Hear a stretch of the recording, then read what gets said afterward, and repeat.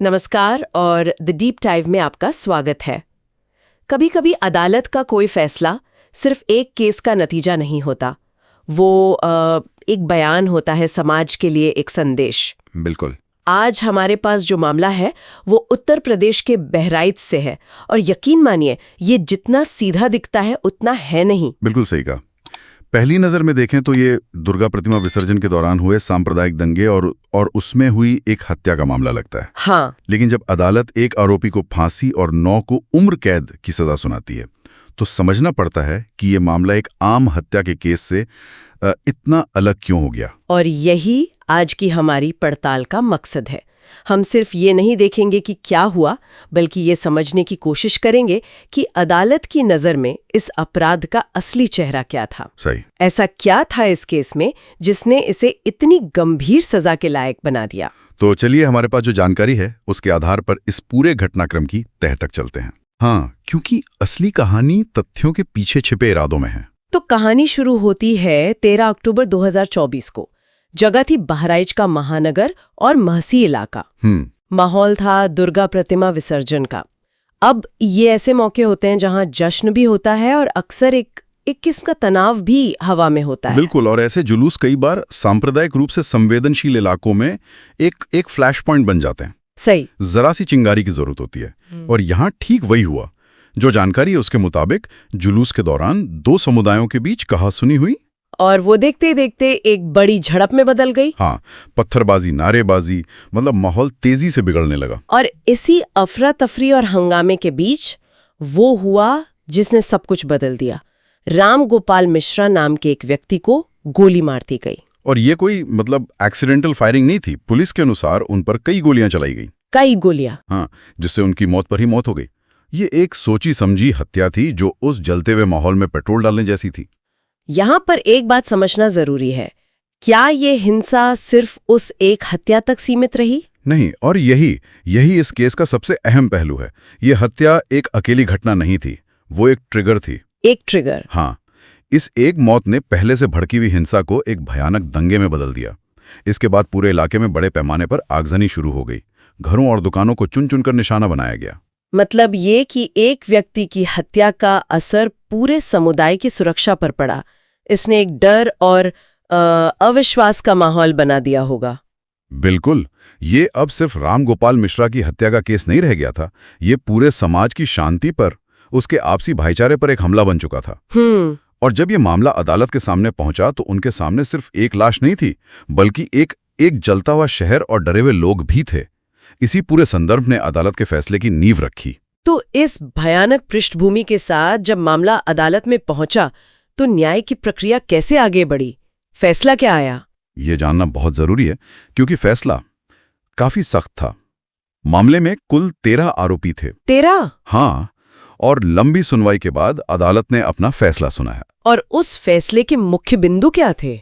मुख्य आरोपी सरफराज, जिसे रिंकू के नाम से भी जाना जाता था, उसे सीधे सीधे मौत की सजा सुनाई गई। फांसी की सजा? ये तो बहुत बड़ा फैसला है।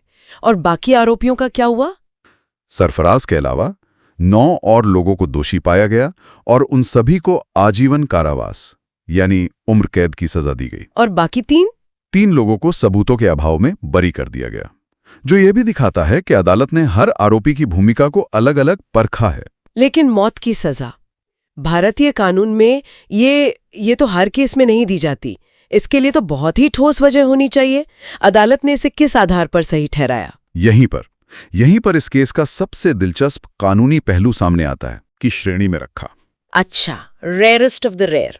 ये शब्द हमने कई बड़े मामलों में सुना है। चलिए इसे ठीक से समझते हैं।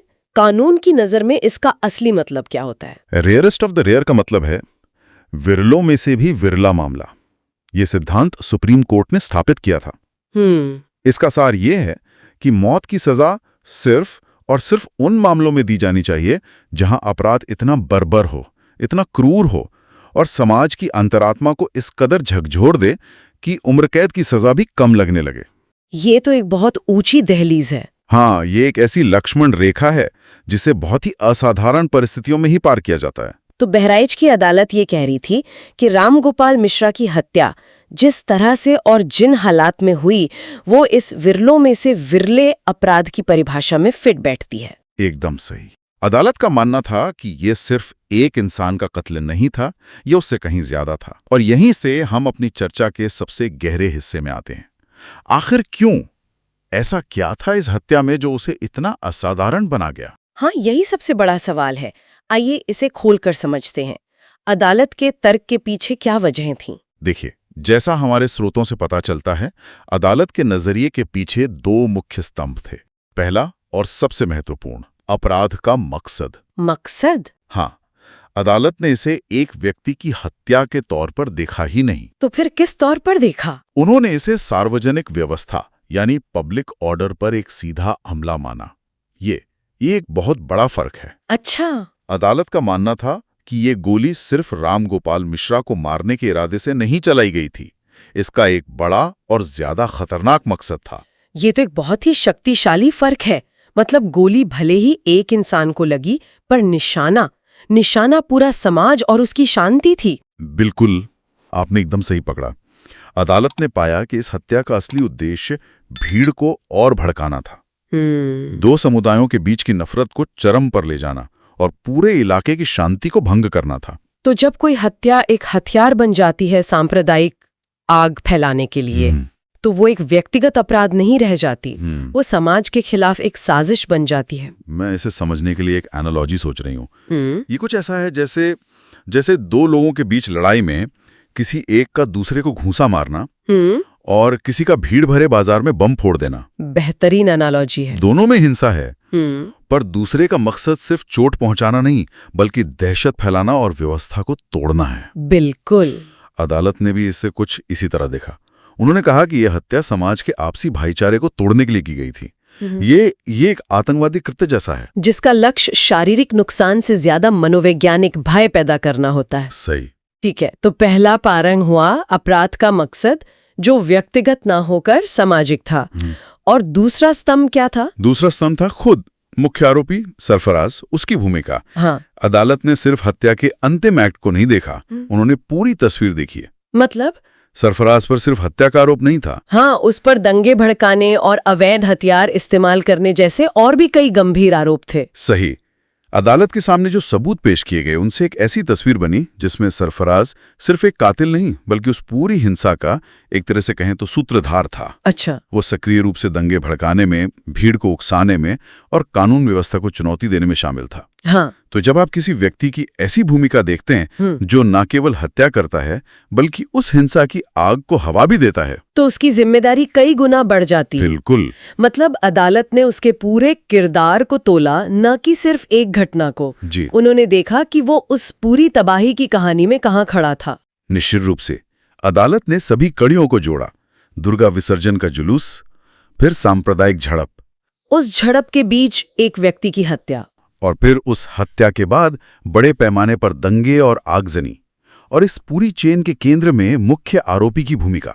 जब अदालत ने इन सभी बिंदुओं को एक साथ रखा, तो वे इस नतीजे पर पहुंचे कि ये कोई साधारण गुस्से में किया गया अपराध नहीं था। ये एक सोचा समझा कदम था जिसके नतीजे भयानक हुए। और इसीलिए उन्होंने इसे रेयरेस्ट ऑफ द रेयर माना। हाँ। तो कुल मिलाकर सजा की इतनी कठोरता के पीछे ये दो बड़ी वजह थीं। पहला, अपराध का सामाजिक ताने बाने को तोड़ने का इरादा, और दूसरा, आरोपी की उस पूरी हिंसा में केंद्रीय और सक्रिय भूमिका। आपने बिल्कुल सटीक सारांश दिया है। इन्हीं दो स्तंभों पर यह फैसला खड़ा है। और देखिए, यह फैसला सिर्फ सजा सुनाने के लिए नहीं है, तो फिर ये कड़ा संदेश देने के लिए भी है। संदेश ये है कि आप व्यक्तिगत स्वतंत्रता की आड़ में समाज में जहर नहीं घोल सकते। अगर आप हिंसा को एक हथियार बनाकर समुदायों को लड़ाने की कोशिश करेंगे, तो कानून अपनी पूरी ताकत से आपको जवाब देगा। ये भविष्य के लिए एक मिसाल कायम करने की कोशिश है।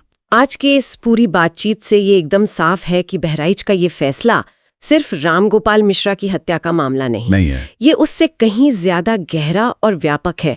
यह हमें बताता है कि हमारी न्यायपालिका सांप्रदायिक हिंसा और पब्लिक ऑर्डर को चुनौती देने वाले अपराधों को कितनी गंभीरता से लेती है। बिल्कुल।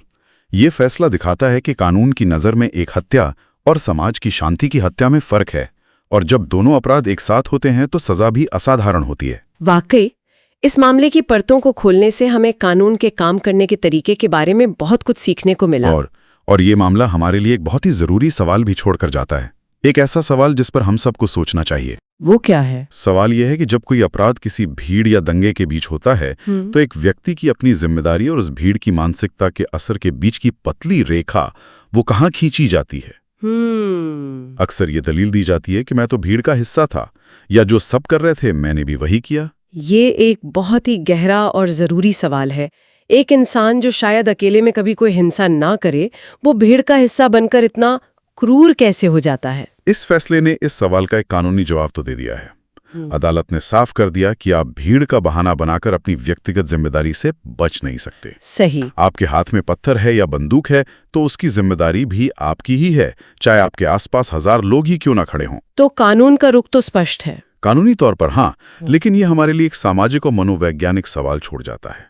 हमें इस सोचना होगा कि वो कौन सी परिस्थितियां होती हैं जो एक व्यक्ति को उसकी पहचान भुलाकर एक हिंसक भीड़ का हिस्सा बना देती हैं। और एक समाज के तौर पर हम उस भीड़ को बनने से कैसे रोक सकते हैं? बिल्कुल, कानून सजा देता है, लेकिन समाज को उस बीमारी की जड़ तक पहुंचना होगा जो ऐसी भीड़ पैदा करती है।